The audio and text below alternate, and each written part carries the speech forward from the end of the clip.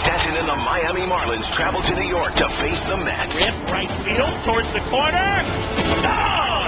The pregame's at 3:30 Eastern, followed by first pitch at 4:30. Saturday on ESPN Radio. ESPN Radio. This is the Thundering Herd Podcast. Oh, it's the Herd on ESPN Radio. Wherever you may be, however you may be listening, thanks for making us part of your day. Presented by Progressive Insurance. All of our guests via the Subway Fresh Take Hotline, simulcast on ESPNU. Flip Saunders going to be on starting next hour. He got the number one pick. Good dude. I used to spend a lot of time with him talking hoops. Good dude. President, part owner, head coach, T-Wolves. Let me start with this, though, because right when I got off the air yesterday, the New England Patriots, Robert Kraft said, yeah, I'm not going to fight this thing. Yeah, I'm not going to fight it. Now, I think there's levels to why he's not fighting it, and I'll get into those today. But can I say this? Sometimes, ask yourself, you're a business person, young, old, man, woman, and you have an opportunity, but you look around the room and you're like, I'm not sure I want to go in that business, and I'm not sure I want to go into business with those people. In the end, business is all about people. Ideas are useless if you don't have the right people. People can take an average idea, and if they're really good and work really hard, they can make something of it. You'll butcher a brilliant idea with bad people. Life's all about what groups you want to be with. You know? Choose friends wisely. I always tell my daughter, I say, your life's set. You got your health, most important thing. Got a loving family and support. But be careful what car you get into in life. Metaphorically, I tell my daughter, that means a lot of things. What cars do you get into life? That's where you get in trouble. Dumb guy behind the wheel, young kid drinking too much, trying to show off in a sports car. But it also means who do you hang around with in life? Who do you want to be lumped with? Because you'll be judged by the company you keep. And Robert Kraft yesterday, he doesn't want to be lumped with Al Davis and Donald Sterling and Frank McCourt and the Looney Tunes. And those are the guys that fight leagues. And of all the reasons Robert Kraft said yesterday, I don't want to be involved, I think that's a big one. If you look around at the people who have fought leagues, they're considered kind of ISO acts. Some are kind of skeevy. Marge Schott was whacked. Donald Sterling, Al Davis, Frank McCourt. Jerry Jones, to a little degree, a little bit of a maverick. Robert Kraft doesn't want to be in that group. He doesn't want to be in that group. He sees himself as dignified and more regal and a uniter, not a divider. He wants to be with the Maras, who own the New York Giants. He wants to be with the Rooneys, who own the Pittsburgh Steelers. That's the group he wants to be with. Listen, ESPN turns down lots of advertisers. Ashley Madison, strip clubs, ammo companies. We could make a lot of money. We just don't want to be lumped in with that group. Lots of pro sports leagues. They'll take beer money. They don't want to take cigarette money. They're legal to smoke in this country, mostly in most places. They just don't want to take cigarette money. They don't want to be lumped in with it. So it happens to all of us. Fans are upset in New England, but you have to remember, fans are all about winning battles. They want to win their fantasy league, and they want to win Saturday, and they want to win arguments, and that's why you call a radio show. Let's be honest. That's why people call sports radio shows, to be right. Fans want to win little battles. Kraft is thinking much bigger than that. He's thinking legacy, future, ultimate league strength. So it's just he views life, and he wants to put himself in one group. And that group's not the Al Davis group and the Donald Sterling and the Frank McCourt group and the even to a higher, better level, Jerry Jones. He's not as kooky as, Donald Sterling or Davis or as financially devious as Frank McCourt. But that's what he wants. All right, so that's my first little take to start. My second take last night was the NBA draft lottery. And I watched it, and I was riveted. I'm totally fascinated by it. It happens. It takes about 60 seconds, and it's the most fun you can have, not playing a game, to me, in 60 seconds in American sports. So if you didn't see it, the Timberwolves got the number 1 pick, and the Lakers got the number 2 pick, and they both came out winners. If you're Minnesota, it's all about which one of these guys, Towns, 6'11", athlete, can guard the wings, or Okafor, old-time back-to-the-basket center, which one of those guys matches up better with Andrew Wiggins. That's why you're drafting it. Because Andrew Wiggins, by next year, is going to be at an all-star level. He may not make it because the West is loaded, but he's going to be an all-star level player. He's already a tremendous young defender.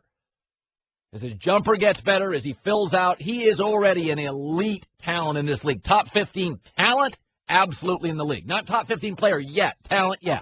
He'll move into the player this year. So who matches up better with him? Lakers, they can't screw it up either. Wait, my bad, they could. They could screw it up by giving Kobe an extension, always possible with Jim Buss, or listening to Kobe, who wants to make a deal for Rondo. They could screw it up by listening to Kobe or extending Kobe.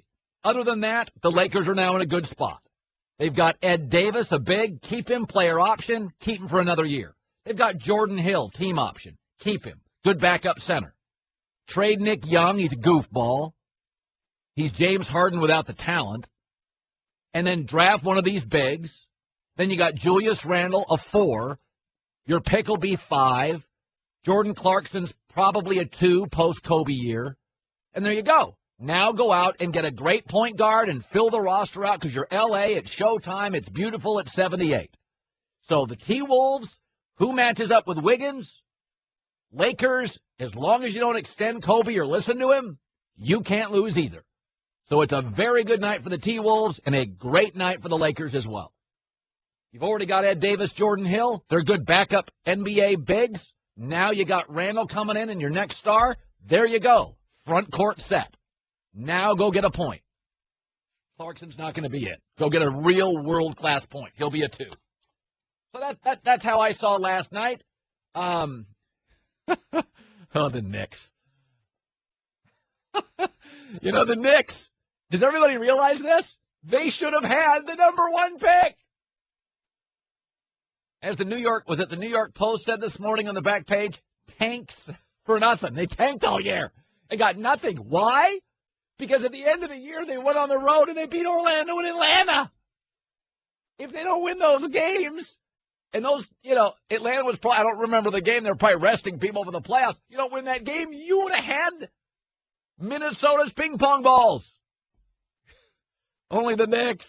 You know how fans sometimes always argue you can't tank? Remember when the Indianapolis Colts were losing and I'm like, tank, you're going to get Andrew Luck. You see the world from a little micro. We got to win the game. Lose, you're going to get Andrew Luck. Remember how many Colt fans? We can't lose, you never lose. Yes, you do that all the time. Businessmen all the time have a losing company because they got 9 profitable ones, so they find a crappy one for a write-off.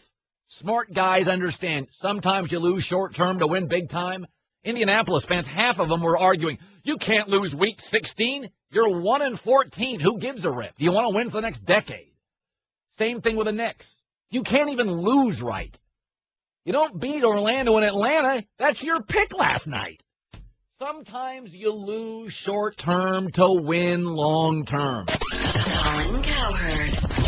The Thundering Herd Podcast. So this stinks. The NFL owners are having their meetings in San Francisco. Here's their big change yesterday they voted on. Instead of having guts and courage and moving the conversion line from the 2-yard line to the 1-yard line, creating more drama, more goal line plays, because most coaches would go for it at the 1. Over time, it's better than kicking the PAT. Instead, they were afraid of it, and the NFL did a baseball move. They announced they made a move, but nothing really changes. The extra point will now be a 32-yard kick. They've pushed back the extra point kick to the 15. Oh, yawn. That's not a change. That's the guy that's like, hey, I'm still going to Mickey D's getting a large soda, Big Mac, and fries, but when they say supersize, I'm like, no way. I'm changing things. Lifestyle change right now. No more supersizing. That's not a lifestyle change. Not walking in those doors, that's a lifestyle change. Guy that's like, from now on, I'm setting my alarm clock 10 minutes earlier. It's 11:15. You're still in bed. Yeah. 5:45 in the morning's a lifestyle change there. Vampire, get out of the sack. People are working. So, that doesn't do anything. By the way, the NFL is 99% right now in the NFL. It's a dead play. 99%. If they move it to this, it'll be 94.6, according to surveys they've done. Now, Adam Schefter told us yesterday, he brought this up, that why they didn't want to move the 2-point conversion to the 1. Like Tom Brady. How often have you seen him? Yeah. When they're down at the 1? You could always count on him rushing for 3, 4, 5 touchdowns a year because he loves to jump, or first downs. He's always jumping over the pile. Drew Brees does the same. They pull back the football. And the one thing the NFL never wants is quarterback injuries. And so when you put the ball at the 1, you're going to get some of that. I think the league wants to avoid that. That's interesting. Peter King suggested that. League didn't want their quarterbacks jumping over the pile, getting hurt potentially. But it's basically the PATs it's a dead play. I mean, nothing happens. We were talking about this. I like change, and I think football has always been the sport less reluctant to make change, and I like change.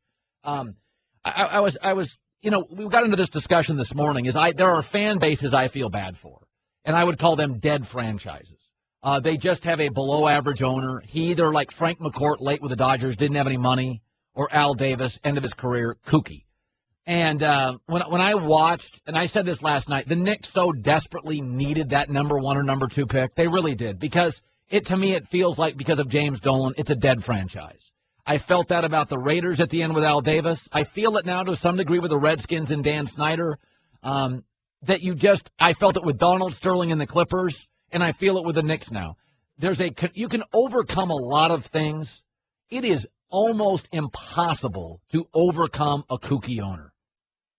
You just can't. It's just, you got to get because, first of all, the best coaches don't want to work for the kooky owner. So you're never going to have elite coaches. The best scouts don't want to work for him either, because they know they won't win, and it's a short-term proposition. So there's sort of a trickle-down effect that if you can't get the best coach and the best scouts, a lot of best administrators in the league, they have options. They're not going to go there. So we always see the star player and the coach, and when you have an owner regarded as bottom end of a league, you can't get the best scouts, the best coordinators. You get people that are always, just coming off a firing. You get guys that, let's be honest. If you're an elite coordinator in this league, by and large, you're not going to work for Dan Snyder. You're really not. You're going to have options. By and large, you're going to have other options. And if you're an elite, you want to work with the Ravens. You want to work with John Schneider, Pete Carroll in Seattle. You want to work with the steadier hand of New England. God, New England, the Patriots, Belichick, they had an offensive line coach retire. He'd been there like 30 years. How many times? I mean, the Browns are going through coordinators and head coaches and quarterbacks. They got 2 a year. So I feel like when I look at the Knicks right now, there's a lot of things not working in their favor. I don't think Phil Jackson is an elite general manager. I don't think agents and shoe companies want to put their stars on a team with Carmelo.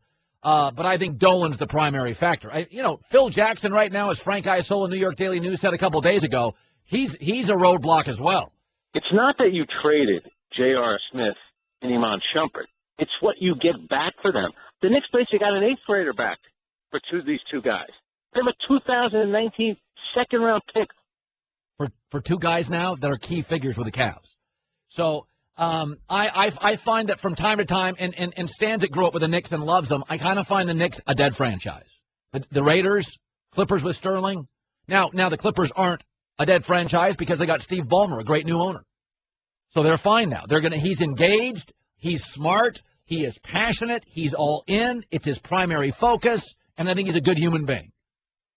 Flawed like all of us, sometimes he reminds me a little bit of a Mark Cuban. He's just going nuts in games, but he is so deeply involved that I think Ballmer is going to win a lot of games with the Clippers. He's going to hire the right people. People are going to want to play for him. He's going to get good scouts. People trust him. He's a long-term vision guy. I think you can trust him. Michael, you're in the herd. Go ahead, quickly. Yes, sir. Thanks for taking my call. I love the show. Thanks. Personally, I use the extra point time to use the bathroom, Yep. get a refill on beverages and food. And I just think the NFL wasted their time. It's not going to change anything for me. Yep. And I took the easy way out. Yep. Love the show. Mike, I'm the same way. Touchdown, I go to the bathroom. So to me, just for an advertiser standpoint, I don't see the ads going into a commercial break and coming out. I don't watch extra points. I don't even think the red zone shows those. Well, that's the point. And the red zone shows all scoring. I think they bail on him. It's a dead play. Coming up, he's got the top pick in the draft. Who's he going to take? Flip Saunders, president, coach, GM. Does everything. Good dude. We used to talk a lot of hoops off the air. Good dude. He's around the corner of the Herd on ESPN Radio. Geico presents Strange Savings Stories. Astronomers detected an interstellar transmission. It stated, Geico, 15 minutes could save you 15% or more. The implications were staggering. Was the cosmos telling us we could all save hundreds on car insurance with Geico? Or did their radar merely pick up a signal from the nearby Rufus and Clyde's morning show? We may never know. Geico. 15 minutes could save you 15% or more on car insurance. Get to Flip Saunders in a second. Good dude. Got a lot of titles with the T-Wolves. Get to him in a second. So I really do love the NBA ping pong ball lottery. Love it. Had so much fun last night, tweeting last night about that. I thought the T-Wolves were a winner, and I thought the Lakers were a winner. And whoever gets D'Angelo Russell, pretty good player as well. The Philadelphia 76ers, they've been doing the bottom-out thing, which I don't think is necessarily fair to fans, but they are also going to have now, they've got a lot of good players. It is hard to win in this league when you're super young, even if you're super talented. You need veteran players. I mean, if you look at Minnesota's roster, they got a bunch of guys who were stars in college. I mean, they were stars in college. They can't make the playoffs.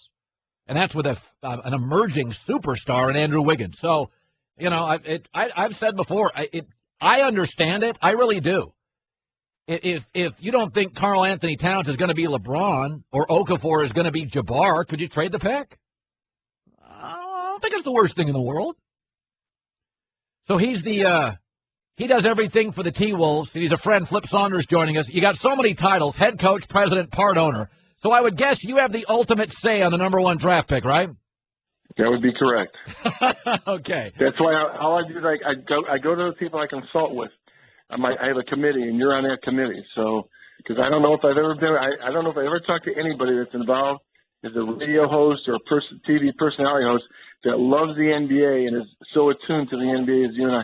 I used to love sitting down talking to you down there at the old lunch cafeteria and everything else. So no, I do, and I look at it, and to me, it comes down to Okafor feels like to me a back to the basket old school center. Towns is more of a kind of a 2015 big. Am I right summing those up? How do you see the big guys? No, I think those two guys.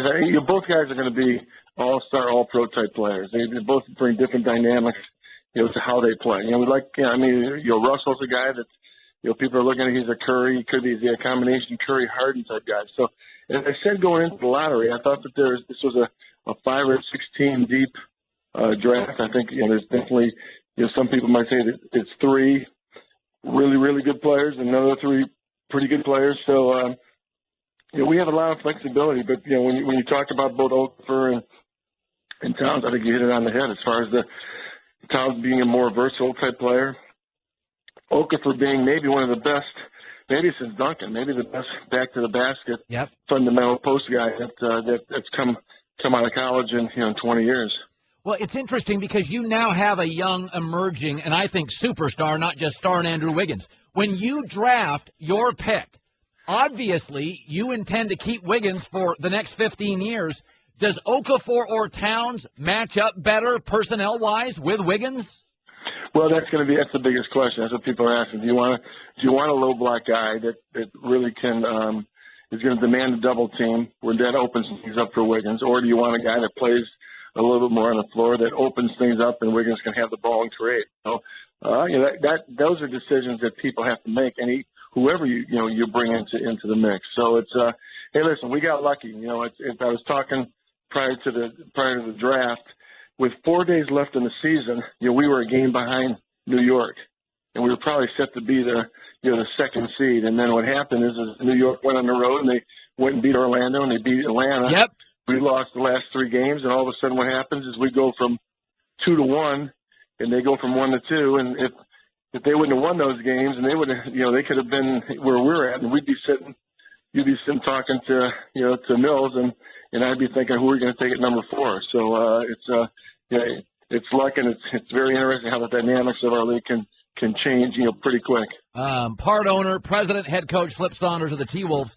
When you look at your roster, in the NBA, mostly veterans win in this league. It's a man's league. You have an incredibly talented roster, but it's young. Is there a possibility if a team came to you and said, "Listen, you've got young talent. You need a veteran to get you to the next level in the West"? Would you consider trading the pick? I doubt that. You never say never, but I doubt it. We're dead. We feel that. I talked to Garnett at his 39th birthday yesterday. I talked to KG where he's at. He talked to me about for my father and I wish him a birthday. So we had a pretty good long conversation. He's doing some things to get his body right. I think he's geared towards towards wanting to come back and play, and he thinks he can play 20, 25 minutes a game. So if we can get something settled and get him there, that's going to be our veteran player along with Rubio and Kevin Martin, and we think they'll have a pretty good mix of veteran guys to help mentor and play with our young players. Flip, there was a report last night that Towns would like to play, would do anything he could to be a Laker. Does that factor into a decision? No. I mean, it's first of all, there's another report that came out that Towns said he would love to play in Minnesota. He grew up in New Jersey at times. He's not afraid of the cold weather. Would love playing with Wiggins. So there's all kinds of reports that come out from different people. And listen, it's an honor for someone to be picked number 1. It only happens to one guy a year. And I think if you, as you said, the young players we have, the direction we're going, we just opened up here in the last week a new $29 million state-of-the-art practice facility. It's probably the nicest in the country, and we're moving in the right direction. And like I said, if we can do something and find Garnett here, what better way if we pick a big guy to mentor big guys, and Garnett's mentored young players, whether we get a guard, and so like I said, there's a lot of different ways that we can go. But when you go through the draft, you look at who's going to be the best player for your team that's going to, play best with the players you have, the dynamics, and you go with that. And that's why they have the draft, and that's why you go through the process. Flip Saunders joining us, president, part owner, head coach, T-Wolves, the Herd on ESPN Radio. I'll tell you what, Andrew Wiggins is special. I mean, you've got a star. You really do. He is a sensational talent. Yeah, he's a two-way player. The big rap on him was his ability that he wouldn't take over games. Right. I agree. I agree. Something that we had that was a positive is having gone through Garnett when he was younger and having to force feed him and make him almost be a back to the basket player. We did kind of the same thing with Wiggins, and he became a guy that last 6 of the season he was 4th leading scorer in the league, averaged 25 a game, led the league in free throw attempts, and was second in the league in minutes played. So he really took it to another level. And so we feel we're going to be able to get another superstar to mix with him. And in this league, you got to have at least 2, or if you can get 3, and then you're in great shape and put yourself in a chance to be an elite team in your conference. Flip Saunders, happy for you, bud. You were always such a nice guy, and you'd sit down with me at the CAF, and we'd talk NBA, and I'm a fan, and I'm very happy for you. Yeah, well, you know what? I try to keep in contact with a lot of people back there as much as I can, and I always appreciate you. And a lot of people don't understand the knowledge that you have on the NBA game, that's why we always had a good time sitting down and talking. So like I say, if you can get a couple of days off, we'll keep in touch. And if you want to come out here and watch these guys and see what an NBA workout is, you should do that, because you might want to put the tennies down and then play. You never know. I'm 51, Coach. I got nothing left in the tank. My jumper's the only thing left. Hey, you're 51, but you play like you're 39, so that's good. Good talking to you, Flip. Okay, we'll see you. Good dude. Job well done. Brought to you by Napa Auto Parts. Stop by your local Napa Auto Parts store. Conquer the job. Napa know-how. I don't know anything about that kid in China. I don't know anything about that player. It's like that Dante Exum kid that played in Australia. If I can't go to YouTube and watch at least 10 minutes of your video, I can't have an opinion. Dante Exum came over. He looked 11. He goes into the NBA, and I've seen him play a handful of times. I just don't think he's quite ready. I think Okafor is ready to score. Now, it worries me when Mike Krzyzewski says, his work ethic needs work. I don't like to hear that. I'm not a big fan of that. But he is the ball just glides off his hand. I mean, who everybody thought was going to win the national championship this year, right? Kentucky? Stanzik, who won the national championship this year? Yeah, it wasn't Kentucky. Yeah. It was Duke. Yeah, and it's Okafor. And part of it was he is the natural offensively. Colin Cowherd. The Thundering Herd Podcast. Letterman's last show tonight, his last couple of weeks have been unbelievable. They've been unbelievable. And it's just a different time. He's now in his late 60s, so he's a little less physical, doesn't do the physical comedy like he used to. But it's a different world these days. Jimmy Fallon is really built for today's late-night TV because what you find, nobody watches an hour of TV anymore. You'd be surprised. We can find out how long you watch stuff. Even the NFL, people watch like 50 minutes of games. Then they don't even watch an hour. So what Jimmy Fallon does, he does very funny bits. And then he puts them on YouTube, and they're viral, and they get replayed, and he gets, 3 million hits for a goofy thing he does with Jamie Foxx a couple nights ago. That's what Jimmy Fallon's made for, and Letterman's not really made for that at 68 years old. I think Stephen Colbert is going to be a home run because he is smart and he does bits. And, one of the things we found out, the way the world works now, it's like my podcast. I'm going to get 20 million people to download my podcast. It's only 38 minutes. People don't listen for hours and hours. They don't watch for hours and hours. Very rarely will they. They won't do that on a regular basis. Like Bill Simmons had his podcast, and he would do it irregularly, and he'd do an hour. Then you get people. But for on a daily basis, people don't sit down and watch an hour of anything anymore. I remember when Pierce Morgan's job, he was going to lose his job at CNN, and I actually talked to the guy who runs CNN. And I said, you just can't do an interview show anymore. It doesn't work anymore. How many people in the country are interesting enough that you would sit and watch an interview for an hour? Like 4? You just can't do it anymore. And we just went back and forth talking about the Pierce Morgan show, and I said, nothing against him, but that format's dead. You got to do like maybe a 12-minute interview, but you got to start with opinion and give people context. You just can't do an hour interview. There's like 4 people in the country that anybody wants to watch for an hour. At the end of Larry King's show, it's not Larry King's fault, not Pierce Morgan's fault. It's dead.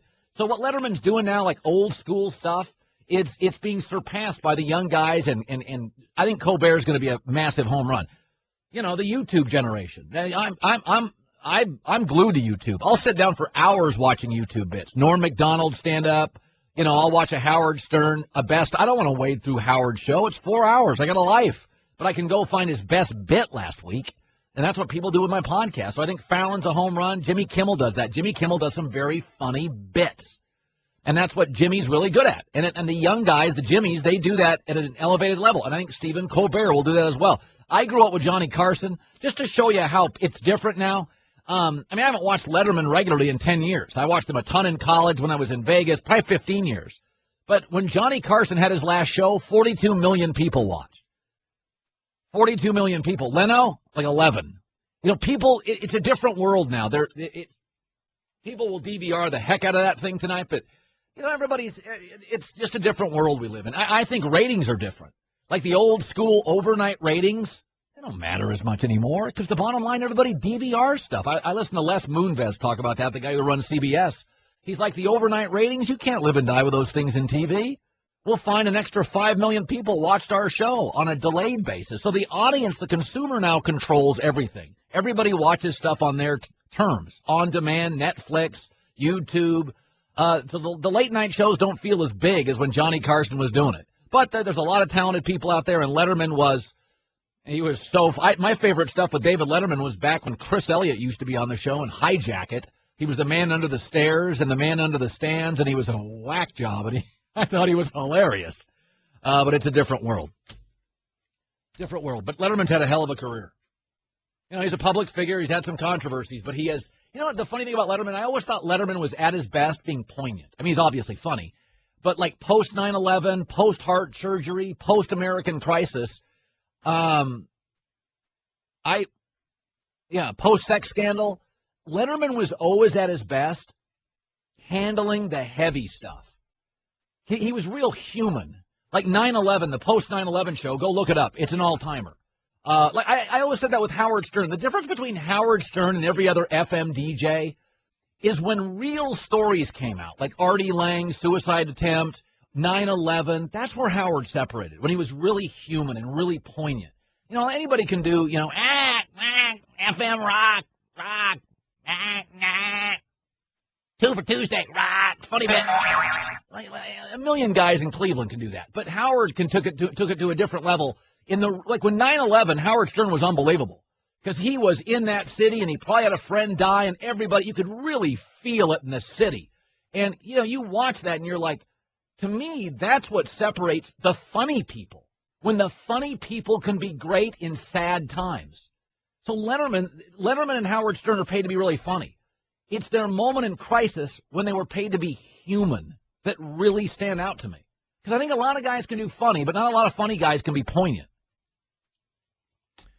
Hey, Stairway to Heaven, it's September, rockin' 96.5. I went off the rails at the end of yesterday's show. I'd like to apologize to all the affiliates. I went completely off the rails. Major League Baseball on ESPN Radio. This season, the Mets have been a tale of two teams. One of the league's best at home and one of the worst on the road. Towards the corner. This weekend, they'll be at home at Citi Field facing the Marlins. Will their home field domination continue, or will Giancarlo Stanton lead Miami to a road win? The Mets and Marlins. The pregame's at 3:30 Eastern, followed by the first pitch at 4:30. Saturday on ESPN Radio and the new ESPN app. Chris Broussard on earlier. He was at the Rockets-Warriors. I thought Rockets gave that game away, had a real shot, but lousy communication late, poor defense, surrendered several easy baskets for the Warriors. Nothing against the Rockets. I didn't like the Portland Trailblazer team I covered for years that I thought was the most talented roster in the league. They had Sheed and Pippen and Stoudemire and Sabonis and Bonzi Wells. I did not think they had clutch players, nor did I think they were particularly smart. So I never saw them as a championship team, and they weren't. I think Houston has all sorts of talent. Ariza and Dwight and Harden, and when Patrick Beverly is healthy, he's not. He's out for the rest of the postseason. But I don't think it's a championship team. I think Harden disappears at times defensively and kind of drifts off. I think Dwight's got some physical things and is a little immature. I just don't see those guys as championship material. I do like the roster. I think Daryl Morey's put together a very interesting roster. They got guys who do particular things well, and they gave it a great go last night. But at the end of the game, 5 minutes left, some massive defensive lapses. Guys were wide open, and I don't think you can do that. It's the same with the Clippers. I really like a lot about the Clippers, but that's not a championship roster. It's just not. I was rooting for him because I like Chris Paul, but I don't think it's a championship roster. I think you have to tweak it. So just because a team is good, I don't necessarily, and I said this about the Indiana Pacers a couple years ago. They were not a championship roster. It was a heck of a roster. Paul George, and they had a David West, and Hibbert could be kind of a headache, and they had some nice players, but they didn't have that second automatic go-to guy. They didn't have enough offensive juice. I didn't think it was a championship roster. So that doesn't mean I don't like a team. Houston falls into that. Portland falls into that. Indiana Pacers. I can love a roster 1 through 9, but I've never really been a Dwight Howard guy, and James Harden's a wonderfully gifted offensive player, but there are times defensively he's not even there. He drifts off. ESPN Radio presented by Progressive. Caller click today. Find out if you could save. So last night, the lottery was big, right? And the T-Wolves win it. They have already got a very good young talented roster. And I'm going to bring Tom Penn on here in about 20 seconds, former GM, because could you trade the roster? You can't win with the young guys. How long can you sell hope like the Philadelphia 76ers? I think what's really interesting is the Lakers because, number one, they're the number one franchise in the league. And they've got Jordan Hill and Ed Davis, okay? And one has a team option, one has a player option. So you've got backup bigs. You've got Julius Randle, and now you could get Okafor. If I'm the Lakers, I'm like, you know what? Our front court's going to be pretty good. Jordan Clarkson could probably be a 2. I don't know. In that league, 2, 1, I'm not sure. But if I'm the Lakers, I thought they were the real winners. Tom Penn joins us. Let me start with this. If you're the T-Wolves, you've got your superstar, potentially Andrew Wiggins. So whoever plays best with him is probably who you'd take, right? Yep. Yeah, that's your simple one. Well, look, it's a huge win for them to be able to have their pick of Towns or Okafor. You get either of those guys in there, they're perfect fits with Wiggins. You got franchise pillars. Wiggins can't do it alone. You're going to need two excellent players for sure. They got a chance to get a third, and it's not Bennett from 2 years ago. It's looking forward. They're not going to win much this year. Next year they can get another great player to go with these guys. Somewhere in the lottery they could hit it again the way Oklahoma City did 3 years in a row with Durant, Westbrook, Harden. They're teed up to do that now because they got the first two. You would not trade the pick at Minnesota #1. You wouldn't. No. That's exactly what they want, Colin. They want a player that can grow up with Wiggins and be the other pillar. It's perfect. Okay. Now I'm the Lakers. I kind of look at this, and in a way it takes the pressure off of having to pick between the two. They will take a big, right?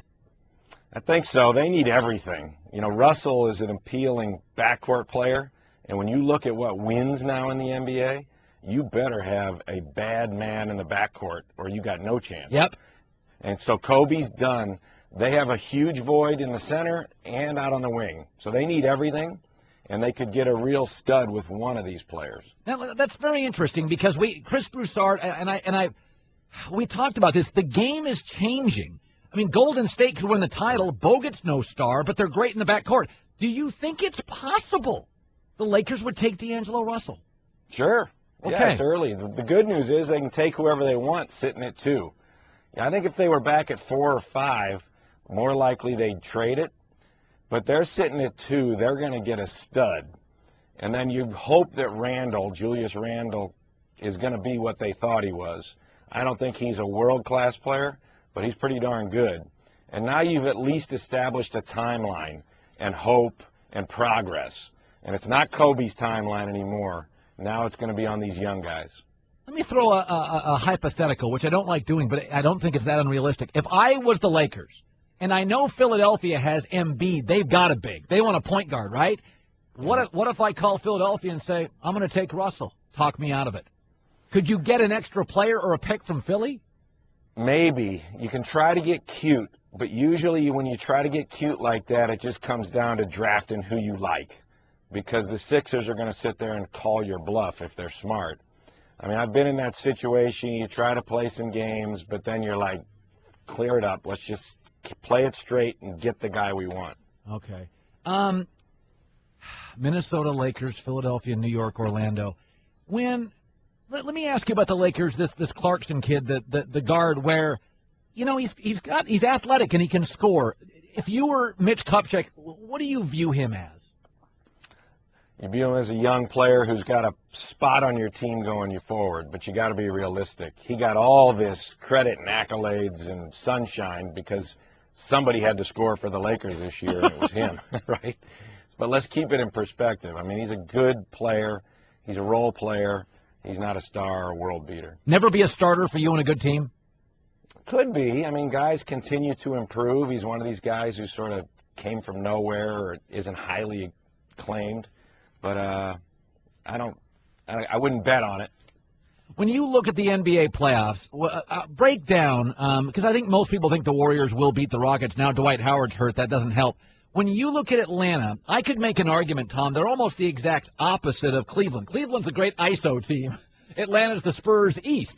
So we're going to see a real conflict of basketball styles. Now, generally speaking, people like that Atlanta style. It's the style now, not ISO ball. But I just can't pick against LeBron here. So how do you as a former GM see Atlanta and in Cleveland? It's a toss-up. It's closer than people think because Kyrie's hurt. Of course, Love's gone. So as banged up as they are, you're really just relying on LeBron's brilliance. And the thing about Atlanta, you hit it. They play 5-man ball. Yes. It's synergy. It's real teamwork. It's very Spurs-like. When they were hot this year, they were better Spurs than the Spurs were last year when you looked at the numbers.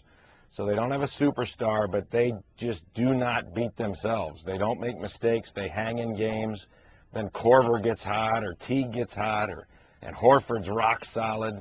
They're going to be there, and it's going to take a Herculean effort from LeBron to beat them. Yeah, I'm going to go with them in 6. Cleveland, not Atlanta. Good talking to you, Tom. Good talking to you. All right, Tom Penn in Los Angeles, where the Lakers are going to get a really, really formidable big. You know, I tell you what, it's very interesting, though. It's a guard-wing league. D'Angelo Russell, I mean, it's really tempting. You know, it's the great conflict.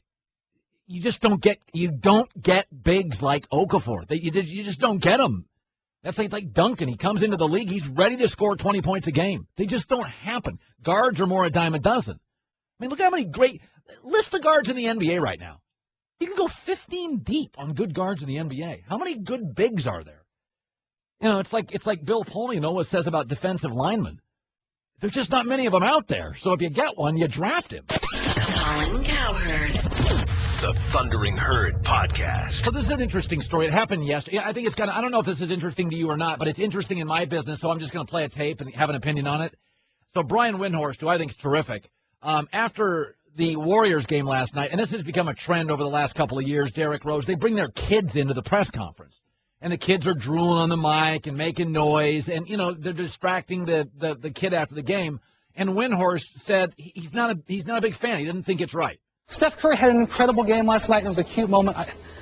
It's not anything about Riley. It's just about the practice. And last year I was in San Antonio when Tim Duncan brought his kids up after he won the title, and I thought that was appropriate. When you're celebrating a title, I agree. It's a family moment. Bring them up when you celebrate the title. But after game 1 of a playoff series, it's very important. It came down to the final minute. I want to be able to ask, as a member of the media who reports to the fans and has responsibilities, as Steph Curry has responsibilities to answer the questions, I would like to be able to ask him a question without having him to watch his daughter toddle around the thing. I'm sorry that's unpopular, but I'm saying that as a media member. Yeah, by the way, I know no fan will agree with that because the fans, by and large, hate the media. But in the end, if I'm doing an audit and I'm the IRS, I don't want your kids in the room. Hire a babysitter. And if I'm a doctor and I'm doing surgery, even if it's minor procedures, I don't want kids in the room. I think when you're doing a job, as any professional has a right to do, there's a time and a place for family and there's a time and a place for business. I'm not a big fan of bringing kids up and disrupting the media. Now, that won't be popular. Fans will all disagree, but the media's got a job to do. Now, I don't have to go to those pressers anymore, and I did for years and years. But, it's leagues fundamentally demand that players, stars, go to these. The league imposes that rule, so they have to go. And stars go, and Curry's great, but it's become a practice now where kids are slobbering and kids are running around, and it's adorable, but in the end, it's a work environment. And I've never been I'll tell you something that I'm not a big fan of. I'm not a big fan of Casual Dress Friday. Everybody just loves Casual Dress Friday. Never been a fan of it. Casually dress on Saturday. So they did a study on Casual Dress Friday, and they found out it's bad for business. We just had this about 3 days ago. I was handed this. I didn't talk about it on the air because there wasn't a place for it. Casual Dress Friday, workers work less. I believe in casual dress weekends, not casual dress Friday.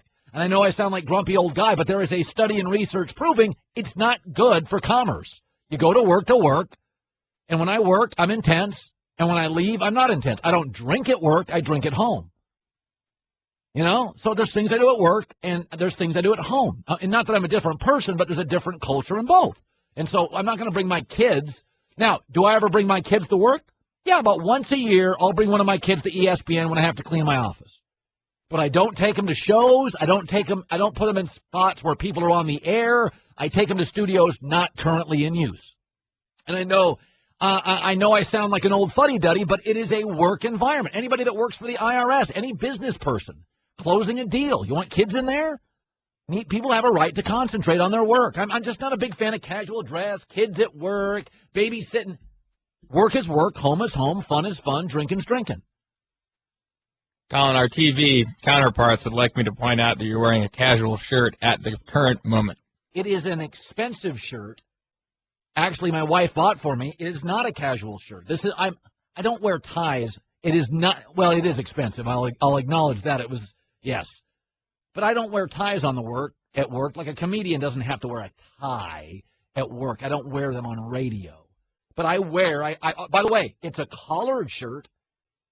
I don't wear T-shirts to work. It's a very expensive collared shirt. It's a collared shirt. By the way, I don't wear jerseys to work. I don't wear my favorite team stuff to work. I don't wear my Maximum Beverage, the wine store I'm part owner of. I don't wear hats to work. It's a work environment. It's disrespectful to my colleagues. It's disrespectful to the enterprise. I don't wear flip-flops. Rosillo wears medium tank tops, but that's Ryan. Oh, boy. But the fans will totally disagree with me. And fans hate media, so they... I know where the answers are going. Stem, it says here. Stem, you're in the herd. Go ahead. Hey, you went from cool Uncle Colin to crazy old cranky Uncle Colin in a couple days. First with Southwest Airlines having fun, and now this. Who cares if he's got his kid on the stage? What are we going to miss a cliche? Is he not going to be able to say, yeah, we were feeling it, we wanted it more than them, it just went in, it is what it is? He's not going to mess that up to his kid sitting on his lap. Well, then, let's say somebody works in manufacturing. They work at a car parts place, and there's a conveyor belt, and you bring kids to work. I could make the argument, Stem, that, well, it's just another lug nut. I mean, there's a million. But in the end, you have to have certain standards and thresholds. Work is work. That's why you can't have cocktails. That's why ESPN, by the way, will not build a hotel on our property with a bar. They don't want to get into that business. It is a work environment. It is not a kid environment. It's a game. Let's not forget, it's a game. Well, yes, it is a game, but it is a business. The NBA is not just, it's a game for you as a fan. It's a billion-dollar business, and media people, only people in that room are professional, compensated employees. Otherwise, you could get in the room, and you can't. We couldn't use any Steph Curry sound today. Steph Curry was great. We tried to use it this morning. I come in and I listen to you couldn't use any of it because his kid's yapping in the background. Now, kid's adorable. But again, that guy's argument is, what's it matter? You can what's it matter yourself into casual dress Monday and casual dress Tuesday and casual dress Wednesday. If I own a restaurant and I have a dress code, well, I don't have any black pants, but they're dark brown. Then the next guy does it. Then the next guy does it. Now the dress code shot. Standards. Like Como, you guys, you put on 8 pounds, 12 pounds, 20 pounds, 30 pounds. Pretty soon you've talked yourself into size 40 waist. You're 60 pounds overweight. Yeah, I feel good, though. I'm going to wear sweatpants to work. You're fat. Start eating a salad. You've talked to yourself. You've got to have certain standards. Look, airline pilots. Well, I'm going to wear flip-flops just this one Delta flight. And then I'm not wearing a belt. Then it's untucked. Then pretty soon, I got Spicoli at the controls of a Delta 747. There's got to be certain standards and practices for all. And I'm not being grumpy. Not every place is Google. Now, Google's different. Google's a flip-flop, bring your dog to work culture. Awesome. That is that culture. But I don't know. This whole thing, it's everybody, it's a look at me culture. Look at my stuff. Look at my kids. Look at my life. Look at my wallet. Look at my cars. Look at my, I don't know. I think it's a professional work environment. And that's all. I'm not saying media is better than your work environment, but I don't think a garbage man or a dentist or an auditor or a teacher, by the way, why shouldn't a school teacher bring in her kids to class? You're just your kids. It's just another class. I mean, they'll be fine. They'll go to college. What? I could say that, couldn't I? I mean, I could. Johnny, you're in the herd. Go ahead. Yeah. This is just a thing, about the kids, which I already said. So. You didn't say anything. Go ahead. You're on the air. Well, about the whole bringing the kids to work thing. I said that you got different aspects of it. Different professions do bring their kids, on a bring your kid to work day. As far as, like you said, with the media, it's a professional thing. I understand that.